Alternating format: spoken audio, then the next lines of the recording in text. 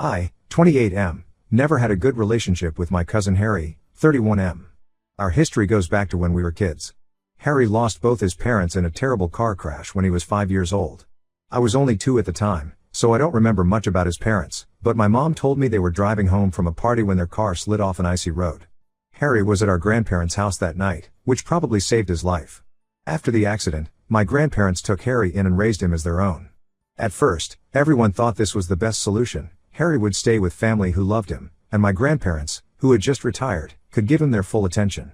What no one expected was how this would change our family dynamics forever. From the moment Harry moved in, my grandparents treated him differently from me and my sister Shania, 25F. I guess they felt guilty about his parents' death or wanted to compensate for his loss, but it went way beyond normal grandparental love. Every birthday, Harry would get expensive gifts like gaming consoles or bikes, while Shania and I got cheap toys or clothes from discount stores.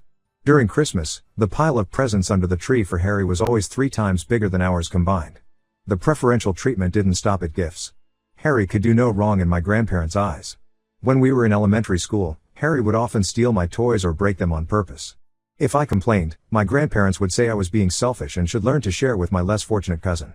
When Harry started fights with other kids at school, my grandparents would defend him, saying he was just working through his trauma.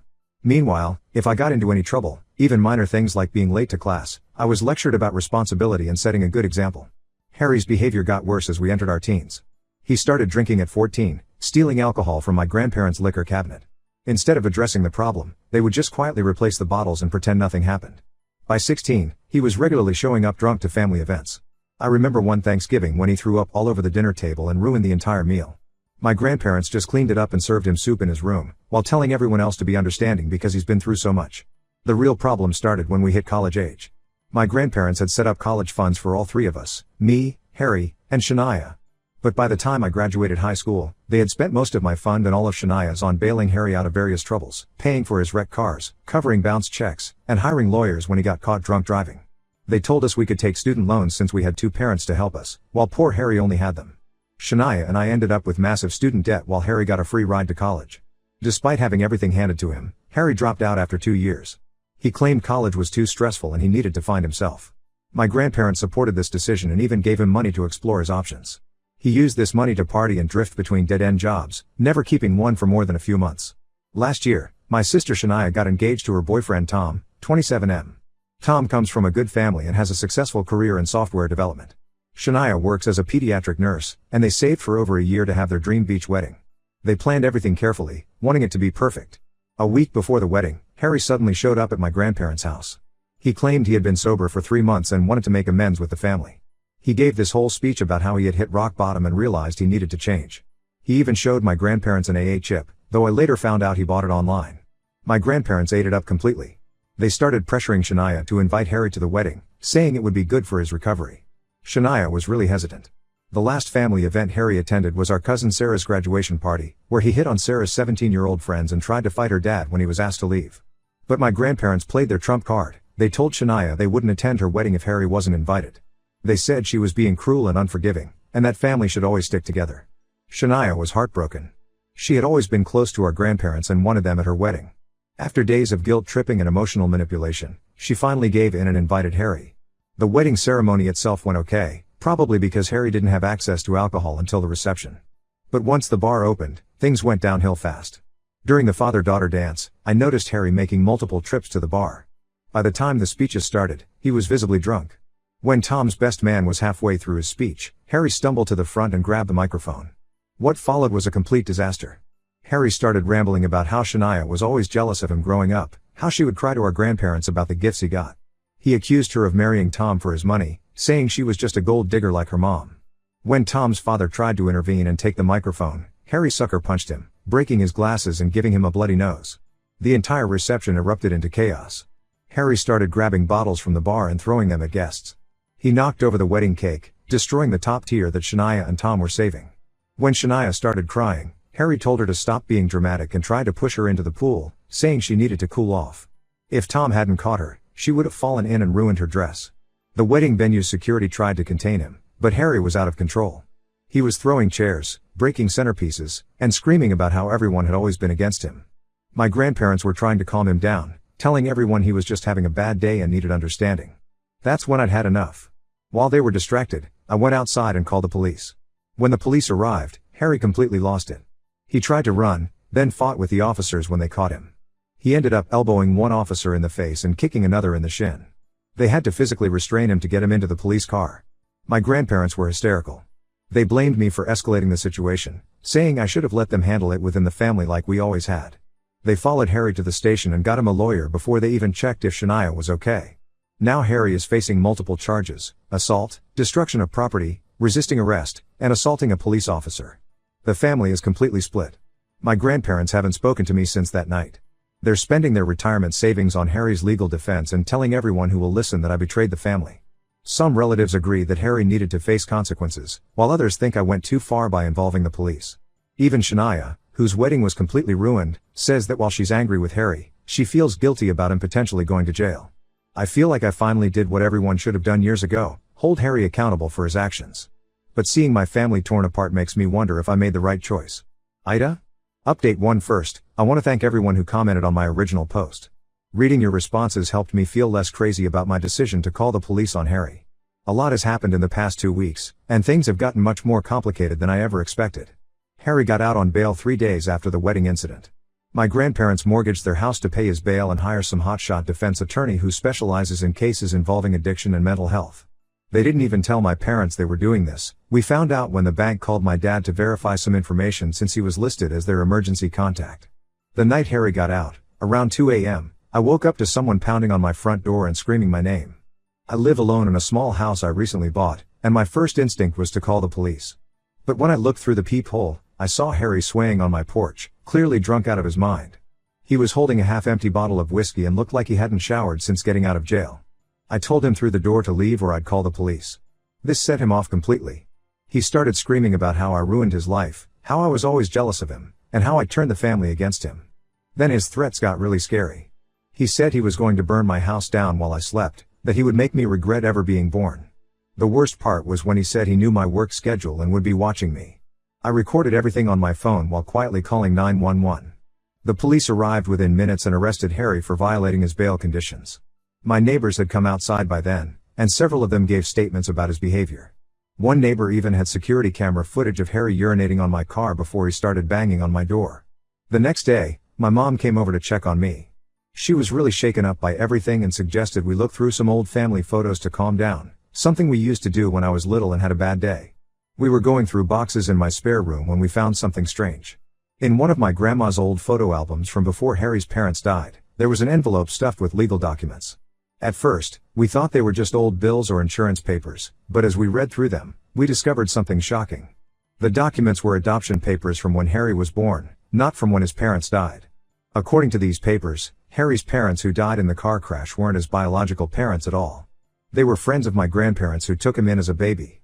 His real mother was a teenager who couldn't keep him, and my grandparents arranged the whole thing through some private adoption agency.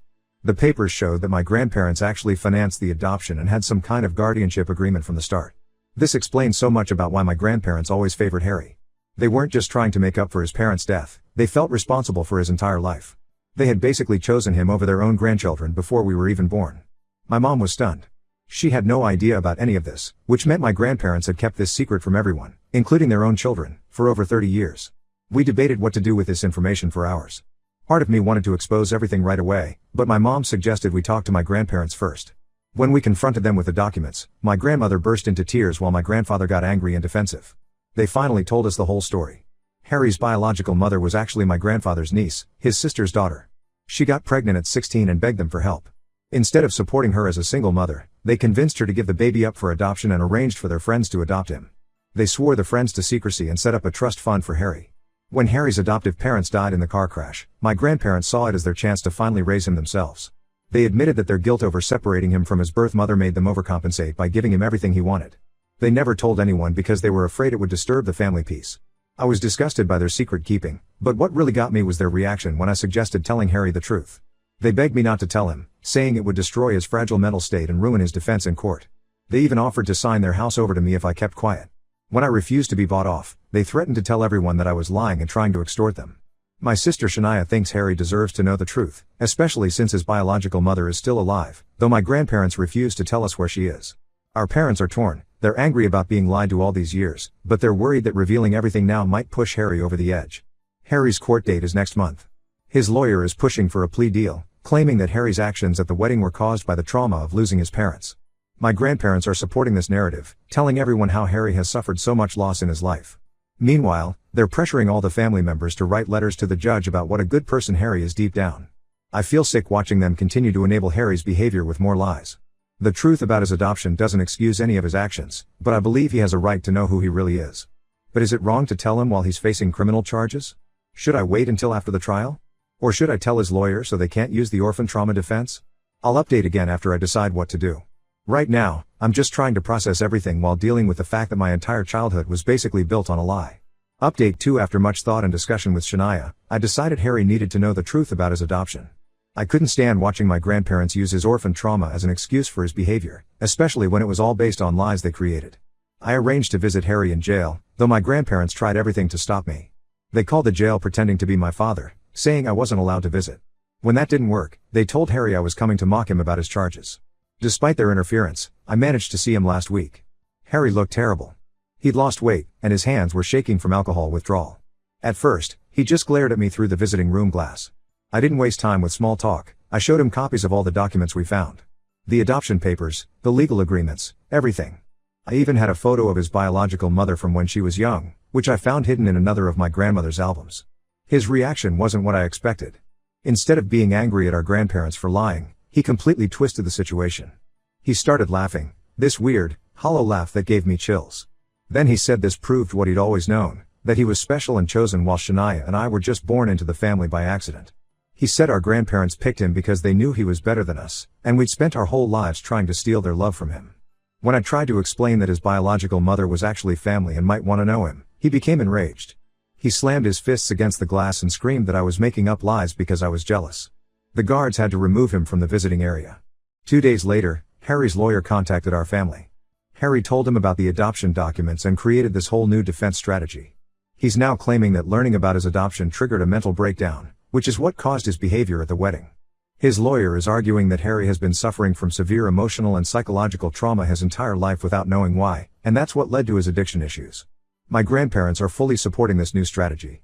They wrote long statements about how guilty they feel for keeping the truth from him, and how they can see now that their secret damaged his mental health.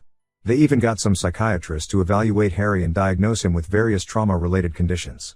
The worst part is, it might actually work. The prosecutor offered Harry a really generous plea deal, 6 months in a private rehab facility followed by 3 years of probation. No jail time at all. The only condition is that the whole family needs to write letters to the judge supporting Harry's rehabilitation plan. My grandparents are going all out to make this happen. They've already written their letters, painting Harry as a victim of circumstances who just needs help and understanding. They're pushing everyone in the family to do the same. They even mortgaged their vacation house to pay for the fancy rehab facility they want to send him to. Shania is considering writing a letter. She says that while she's still upset about her wedding, she feels partially responsible because she invited Harry despite knowing his problems. Tom is furious about this. He's still angry about his father getting punched and doesn't want Shania involved at all. My parents are also divided. My mom thinks Harry needs serious help and rehab might be better than jail. But my dad says Harry has manipulated the family for the last time and needs to face real consequences. They've been arguing about it constantly. Meanwhile, my grandparents have taken their manipulation to a new level.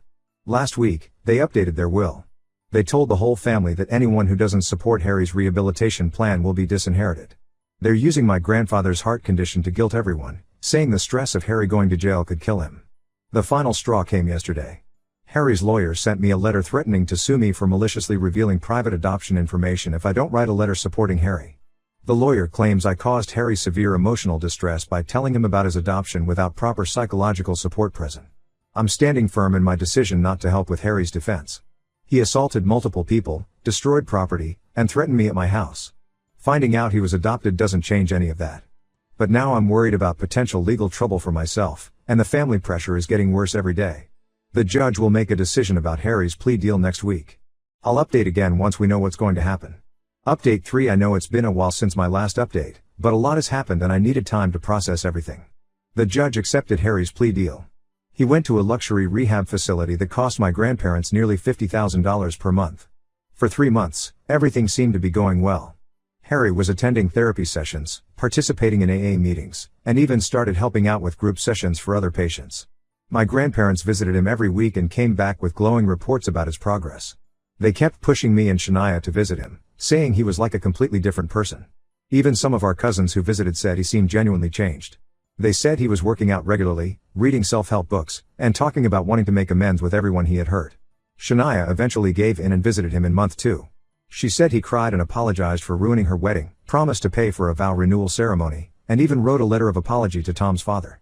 I still refused to see him, which made my grandparents increase their pressure on me. They said I was being stubborn and preventing the family from healing. Then, last month, Harry completed his rehab program. He moved in with my grandparents since one of his bail conditions was having a stable residence. He got a job at a local warehouse and started attending daily AA meetings. My grandparents were ecstatic, telling everyone this was the fresh start Harry needed. Everything fell apart last week. Tom and Shania were woken up at 3 a.m. by their security system. When they checked their cameras, they saw Harry in their driveway, slashing their car tires. Tom called the police while Shania called our grandparents. By the time anyone arrived, Harry had not only destroyed all 4 tires but had also spray-painted "Gold Digging Bitch" on the side of Shania's car and "Family Traitor" on their garage door. The police found Harry passed out in his car 2 blocks away with empty vodka bottles and a bag of pills. When they arrested him, he was screaming about how Shania and I had stolen his inheritance. Apparently, he had overheard our grandparents discussing changing their will back to include all grandchildren equally since he seemed to be doing better. This sent him into a rage. But here's the worst part, we discovered that Harry had been planning this for weeks. The police found a notebook in his car filled with disturbing writings about getting revenge on the family. He had detailed plans to burn down both my house and Shania's, lists of our daily schedules, and information about our workplaces. He'd even taken photos of Shania's house and drawn X's over all the windows. My grandparents are still defending him. They claim the stress of maintaining sobriety triggered a relapse and that we should give him another chance. They've already contacted his lawyer about getting him into another rehab program instead of jail. They're even trying to blame Tom for calling the police instead of handling it within the family. I've had enough. I've blocked my grandparents' numbers and told my lawyer to send them a cease and desist letter if they try to contact me. Shania and Tom are moving to another city for a fresh start. They're not telling anyone in the family their new address except our parents. Some relatives are calling us heartless, saying family should always forgive. But after finding those revenge plans, I can't risk having Harry in my life anymore. Maybe he'll get help and truly change someday, but I won't be around to find out. My parents understand my decision, though they're sad about the family being torn apart. Harry is back in jail awaiting a hearing for violating his probation. This time, I hope he faces real consequences for his actions. As for me, I'm looking forward to building a life without the constant drama and manipulation. Sometimes cutting ties is the only way to find peace.